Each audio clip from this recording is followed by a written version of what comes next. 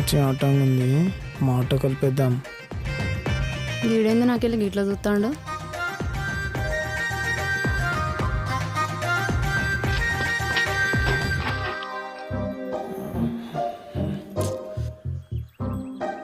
నువ్వు నాకు వరుస అవుతావు కదా.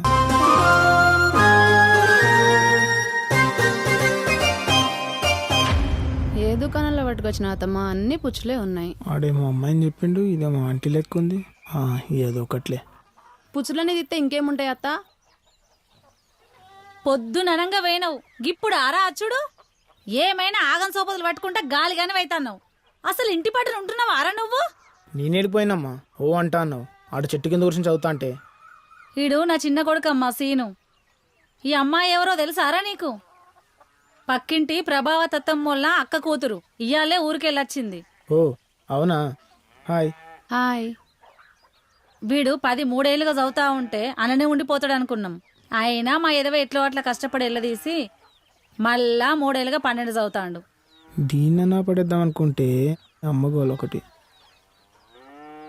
ఆయన గట్టెక్కేదే గాని ఆడెవడో నా కొడుకు ఇంగ్లీష్లో 2 మార్కులు తక్కువేసిండటమ్మా. ఆయన తేసి పాస్ చేస్తే అయిపోగదా. అయ్యయ్యో మళ్ళొక్కసారి అత్త అయిపోగదా అత్త. ఈసారి క్లియర్ అవుతుందండి. ఏం చేస్తావో ఏమోరా. ఈసారన్న గట్టెక్కితే సమ్మక్కకు ఎంటికెళ్ళిస్తాను మొక్కుకోరా. అబ్బా కాసేపు నోరు మూసుకుని ఉండలేవా అమ్మ, ఊరికే అమ్మాయి ముందు పరువు తీస్తా అంటావు. అబ్బో నేను అనగానే రేషన్ బాగానే ఉడుసుకొచ్చింది కొడుక్కి. ఓ రాజవ్వ, రేషన్ బియ్యం పోతారు, మందెవర్లకు తెచ్చుకోపో. సరే సరే. అరే సీనా, అరే సంచి రేషన్ కార్డు ఉంది, పోయి బియ్యం తీసుకురాపో.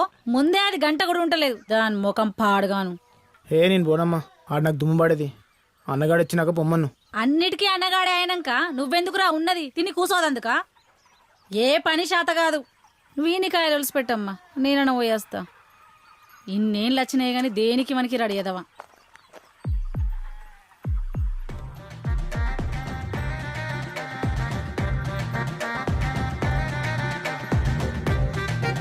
మంచి ఆటంగా ఉంది, మాట కలిపేద్దాం. వీడేంది నాకెళ్ళి గిట్లా చూస్తాడు.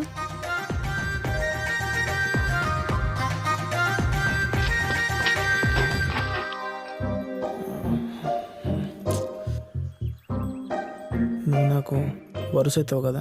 ఏమన్నావు? అదే నువ్వు నాకు వరుస అవుతావు కదా అని. ఏ వరుస? అత్త కూతురు అంటే వరుసే కదా. అచ్చా, ఈ నాలెడ్జ్ అయితే బాగానే ఉందే. అవును, వారం 10 రోజులు లీడ్ ఉంటావుగా. నేను వచ్చింది మా చిన్నమ్మోళ్ళ ఇంటికి, అత్తోళ్ళ ఇంటికి కాదు.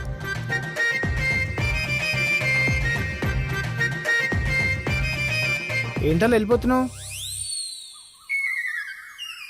అమ్మాయి ఈడొకడు మధ్యలో. అమ్మాయి కనబడితే చాలు ఎదవకిచ్చి ఈయన బతుకు. ఎదవన్నారు ఎదవ.